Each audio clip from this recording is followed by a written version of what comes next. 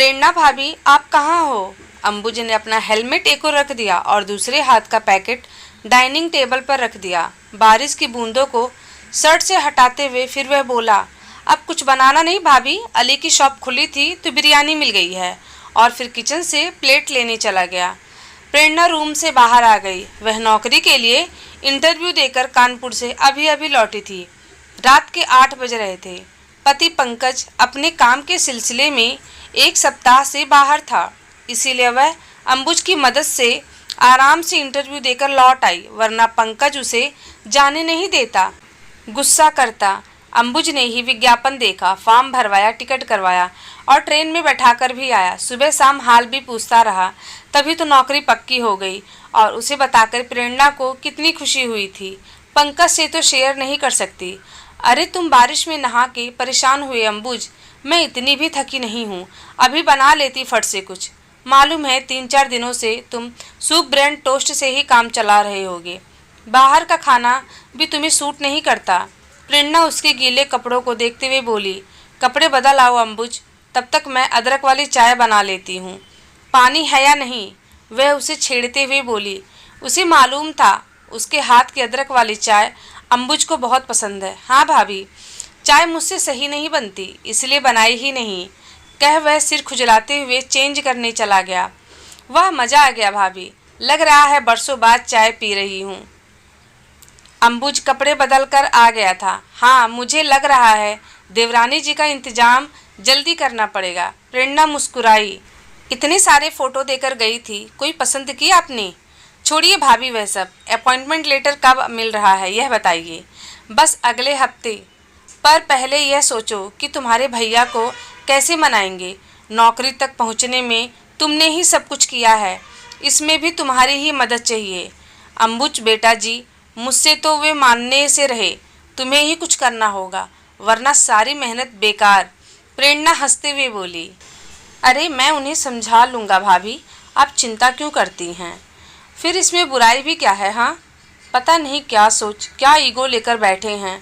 कभी तो मेरी भी पढ़ाई काम आए।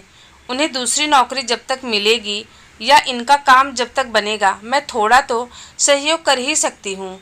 शुरू में कंपनी 30,000 सैलरी दे रही है, घर आराम से चल जाएगा। अभी हम 3 ही तो हैं, शिफ्ट हो जाएंगे वहीं। सो तो है, पर वर कुछ नहीं देवर जी, समझाओ उन्हें।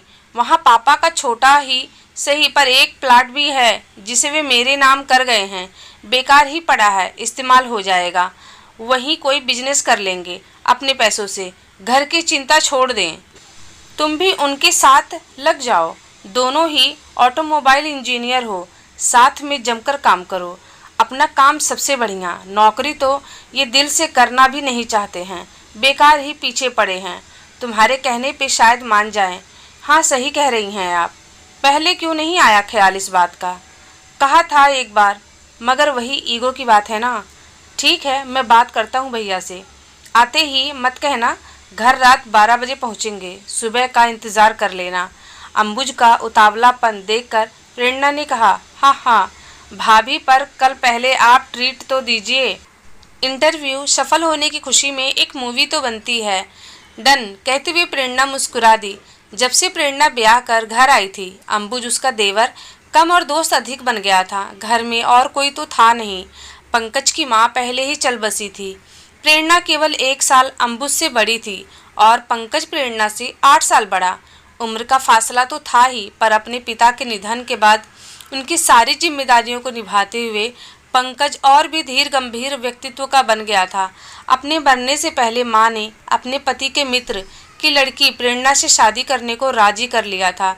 देख पंकज, अब बहुत जिम्मेदारी हो ली, बहन विदा कर ली, पापा का इलाज करवाया, अंबुज को भी पढ़ा लिखा रहा है, अगले साल उसकी भी नौकरी लग जाएगी।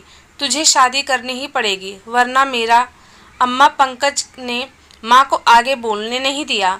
हाँ, तू हामी भर दे, मैं अभी फ़ोन कर देती हूँ घनश्याम जी को। इस तरह प्रेरणा पंकज की दुल्हन बनकर घर आ गई थी।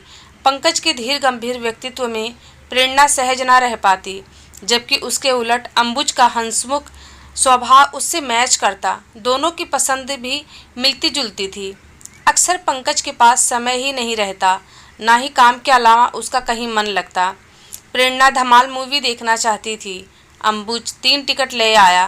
पंकज को ये सब बातें बचकानी लगती। ऐसी फिल्मों में मेरी कोई रुचि नहीं है, तुम दोनों ही देख आओ। पंकज जानता था कि उसकी बोर कंपनी में वे भी इंजॉय नहीं कर पाएंगे। प्रेरणा को अधिक साथ अंबुज का ही मिला। वह उससे काफ़ी घुल मिल गई थी। दोनों की पसंद भी एक मूवी हो, टीवी के प्रोग्राम अक्सर समय मिलता तो साथ देखते। महीने की शॉपिंग भी दोनों साथ कराते। मजाक में कभी कभी प्रेरणा कहती थी, जरा सी चूक हो गई अम्मा जी से, बड़े से नहीं छोटे से ब्याह कराना चाहिए था मेरा। पसंद भी एक जैसी और स्वभाव भी। अंबुज हेल्पिंग भी है, वरना मैं यहाँ गृहस्थी अकेले संभाल ना पाती। दोनों ने मिलकर पंकज को किसी तरह कानपुर शिफ्ट होने के लिए मना लिया। इंडस्ट्रियल एरिया है भैया, चलो वहीं चलकर कुछ का साथ करते हैं। यहाँ हर कोने में अम्मा की यादें बसी हैं। बड़ा खाली खाली सा लगता है, आपका भी मन नहीं लगता है, इसीलिए बाहर रहते हो। चलते हैं भैया, अंबुज बोला। सभी कानपुर शिफ्ट हो गए थे। प्रेरणा अपनी नौकरी पर जाने लगी। 2-3 सालों में भाइयों की मेहनत रंग लाई। वहाँ कार एवरी सॉल्यूशन पॉइंट नाम से वे नामी गैराज के मालिक बन गए। मोटर पार्ट्स की फैक्ट्री लगाई। फिर ग्रीन कैब और कार डेकोर का भी बिजनेस चालू किया। काम तो अच्छा चल पड़ा भाभी, आप महान हो, आप सही में प्रेरणा हो। बस अब आप काम छोड़ दो, बहुत हुआ, अब तो कोई चाचा कहने वाली गुड़िया ला दो। एक दिन प्रेरणा को सोफे पर बैठाकर अंबुज बोला, क्यों नहीं अंबुज, पर पहले मेरी देवरानी का इंतजाम करो, फिर आराम ही आराम करूंगी। तब चाचा कहने वाली गुड़िया भी आ जाएगी और पापा कहने वाला गुड्डा भी। यह कहकर प्रेरणा जोर से हंस पड़ी। सच घर इतना बड़ा हो गया है, पर रहने वाले हम 3। रहने वालों की संख्या बढ़नी ही चाहिए और उत्सव भी मनने चाहिए। अब शादी के लिए और मना नहीं करोगे आप देवर जी। रिश्ते के लिए आए फोटो में सुरुचि का फोटो बार बार उठाकर देख रहे थे। वह पसंद है ना? शर्माने से काम नहीं चलेगा। प्रेरणा उसकी कमर में चिगोटी काटी और उसका चेहरा गुलाबी हो गया। प्रेरणा के आने के 5 साल बाद घर में 2 बंदों का इजाफा हुआ। एक प्रेरणा ने बेटी को जन्म दिया और दूसरे अंबुज से शादी के बाद सुरुचि का घर में प्रवेश हुआ। शुरू में सब ठीक था, पर धीरे धीरे सुरुचि पैसों का हिसाब रखने लगी। प्रेरणा के प्रबंध में कोई न कोई नुक्स निकालती रहती। अंबुज का प्रेरणा से पूछ कर काम करना भी उसे नहीं भाता और ना ही वह चाहती थी कि उसका अंबुज प्रेरणा के कहे पर चले।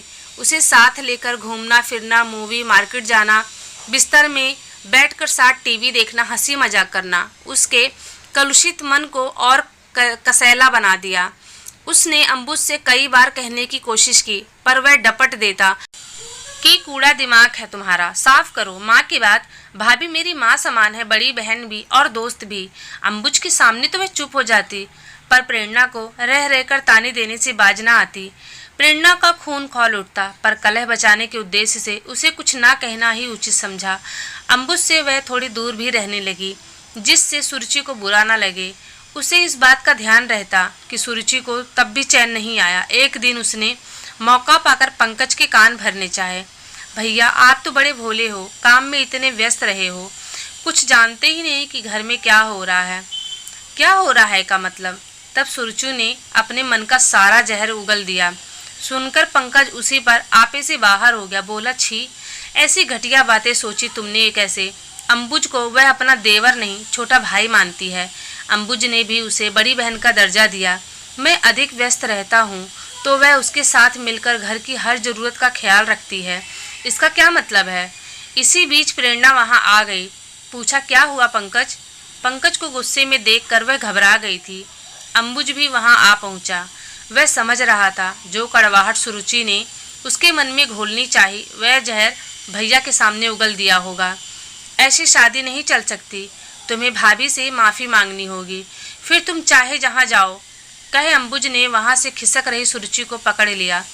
बीच बचाव करती प्रेरणा पास आ गई। यह क्या तरीका है अंबुज, पत्नी से बात करने का? छोड़ो इसे। अंबुज ने पकड़ ढीली कर दी तो सुरुचि एक और हट गई। प्रेरणा ने कहा, इसमें गलत क्या है?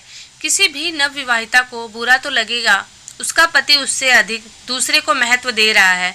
यह तुम्हारे साथ कुछ समय अकेले बिताना चाहती है, तो इसमें क्या हर्ज है? हर जगह तुम मुझे साथ ले जाओ या मैं हर बात में घुसी रहूं, यह ठीक नहीं है। मैंने तो पंकज से पहले ही कहा था। अंबुज, अब तुम शादीशुदा हो, तुम दोनों की अपनी लाइफ अपनी प्राइवेसी होनी चाहिए। प्रेरणा बोली, हाँ प्रेरणा ने मुझे पहले ही कहा था, मैं इसे नाहक ही गलत समझ रहा था। इसने जिद करके तुम्हें शादी की सालगिरह पर फ्लैट गिफ्ट करने के लिए खरीदवाया।